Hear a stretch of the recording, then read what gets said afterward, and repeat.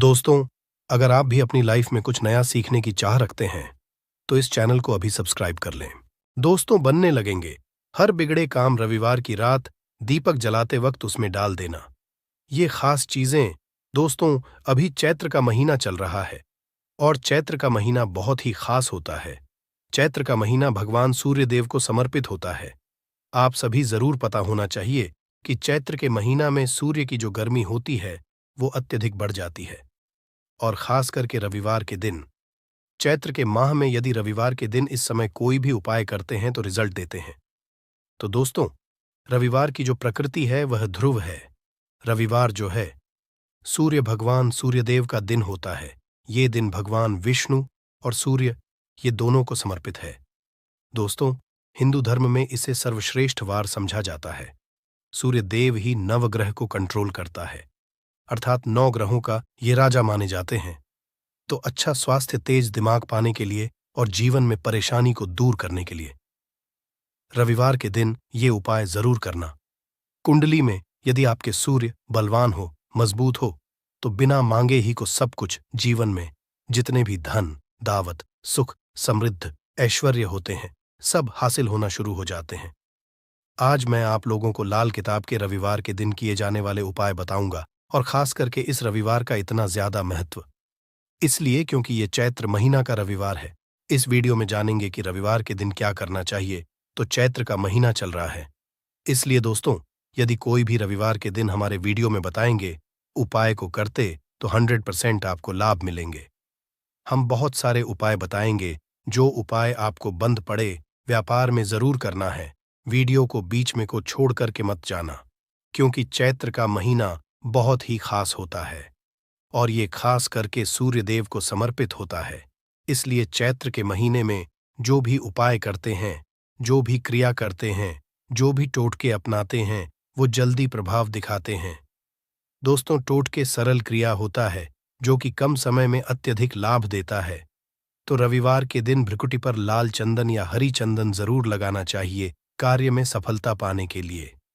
यदि आप चाहते हैं कि आपको सफलता मिले तो इस दिन भ्रिकुटी पर लाल चंदन या फिर हरी चंदन ये माथे पे लगा के जाइए, कार्य सिद्ध होता है।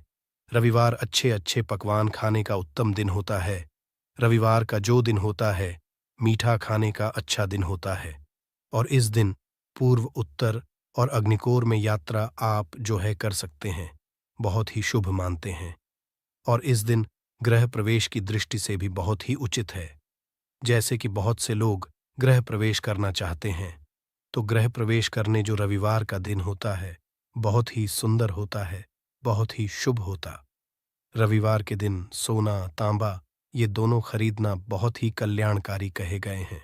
मान के चलिए रविवार के दिन आप सोना खरीदते हैं तो सोना में 14 गुना ज्यादा बढ़ोतरी होता है।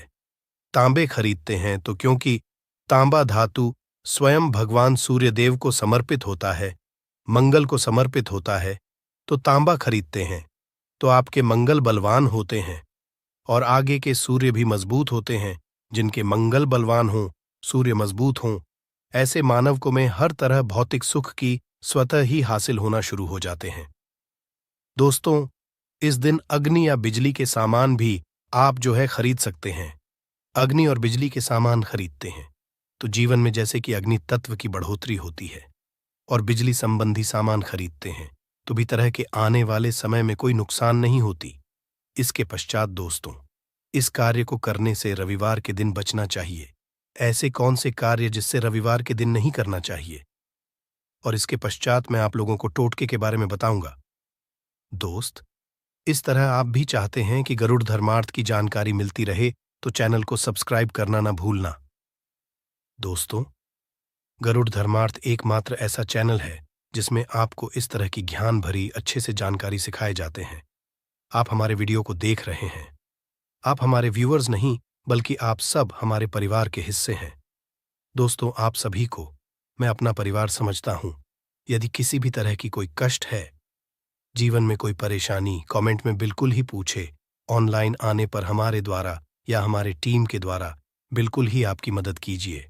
और आप चाहे तो हमसे जो है मेल के जरिए कर सकते हैं, बात कर सकते हैं।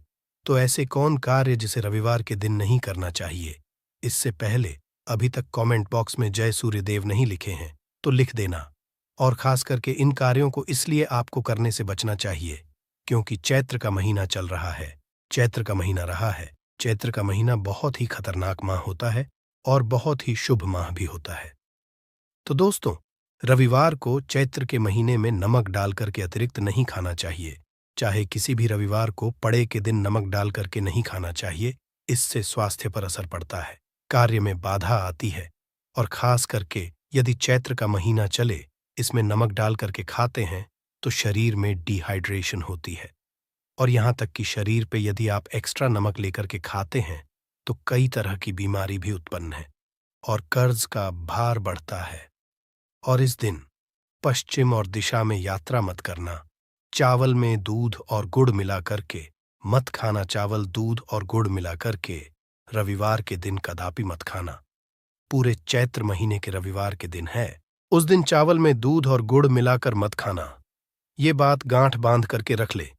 गेहूं और गुड़ को लाल कपड़े में बांध करके दान करना।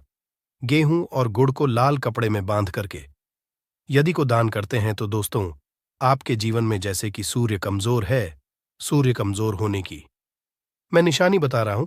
जिनके सूर्य कमजोर होते हैं ऐसे मानव को मानहानि होते हैं।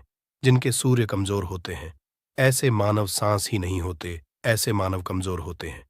जिनके सूर्य कमजोर होते हैं ऐसे मानव के शरीर सदैव अस्वस्थ रहता है, अर्थात शरीर में सुस्तीपन भरा रहता है। जिनके सूर्य कमजोर होते हैं ऐसे मानव रक्तचाप संबंधी होती है। ये कुछ लक्षण है दोस्तों। सूर्य को उच्च करने के लिए जल में गुड़ और चावल ये प्रवाहित कर सकते हैं। इससे सूर्य मजबूत होता है।